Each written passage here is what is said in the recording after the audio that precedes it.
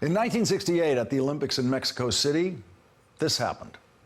Tommie Smith, the first place winner in the men's 200-meter race, along with third place winner John Carlos, raised their fists in what had recently become the symbol of the Black Power movement. And the President of the United States, Lyndon Johnson, said nothing. That came after Muhammad Ali's 1966 defiance of the draft, which got him convicted of a federal crime, and the President of the United States, Lyndon Johnson, said nothing. And in 1971, when Muhammad Ali won his case on appeal and his conviction was overturned, the President of the United States, Richard Nixon, said nothing. In 1972, after his Major League playing days were over, Major League Baseball's first black player, Jackie Robinson, said in his autobiography, "I cannot stand and sing the anthem. I cannot salute the flag. I know that I am a black man in a white world."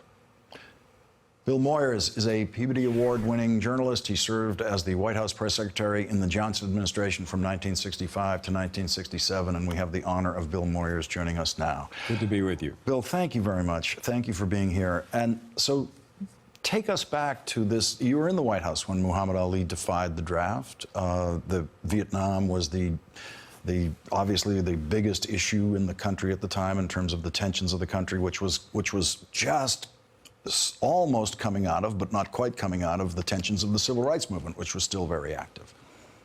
He was, let's say, protocol conscious in terms of attacking dissenters publicly or people who disagreed with him.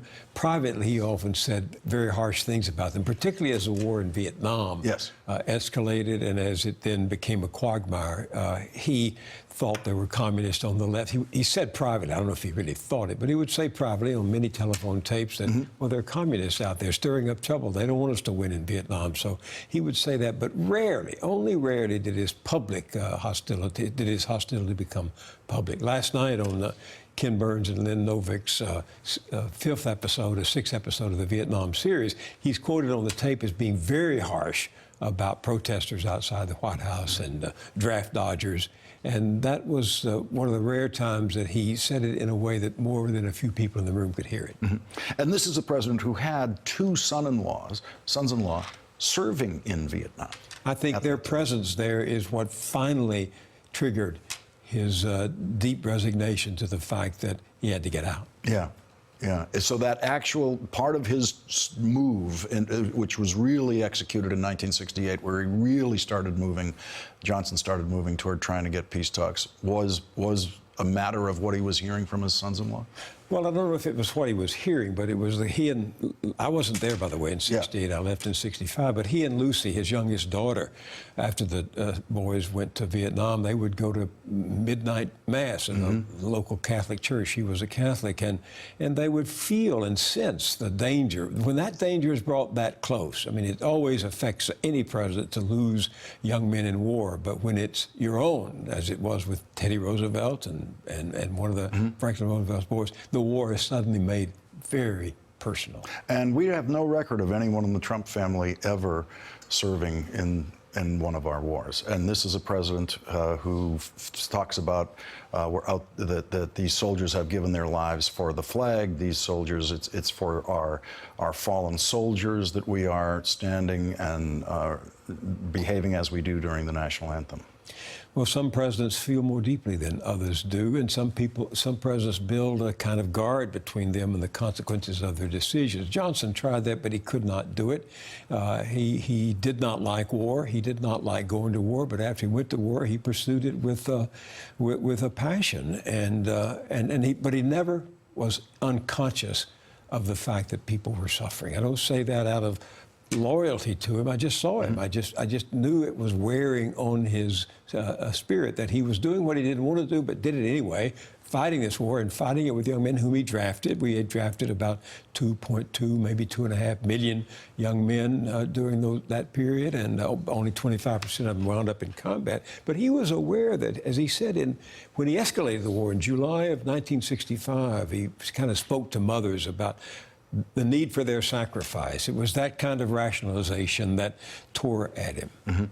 And when you see this president, who managed to get himself a doctor's note to keep himself out of the draft, talking about lecturing, as he was this weekend, about what the national anthem is supposed to mean to everyone else, and doing so, as you say, without any concern that President Johnson and his predecessors had about measuring their words. Well, this is an alien in the White House. We've never had this kind of president. We've had bad presidents, and we've had vulgar men in the presidency, but we've never had someone who suffers from the kind of malignant narcissism. All politicians are narcissistic, but some of the malignancy of the politicians, the presidents, do not spread down into the country and the culture. This one is happening very fast. There's almost a campaign to chill free speech. There is to use it to divide and polarize the country.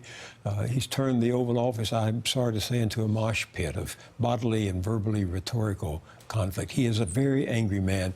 And all the weekend, he was angry in Alabama at Hillary Clinton again. He was angry at the football players. He was angry at North Korea, and his anger is getting the best of him.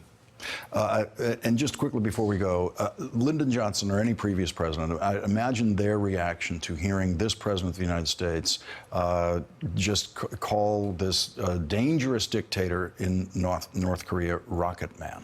That's far more dangerous than what's happening with the NFL. I mean, he's brought the NFL to its knees, effectively, in reverence toward the ideals he's betrayed.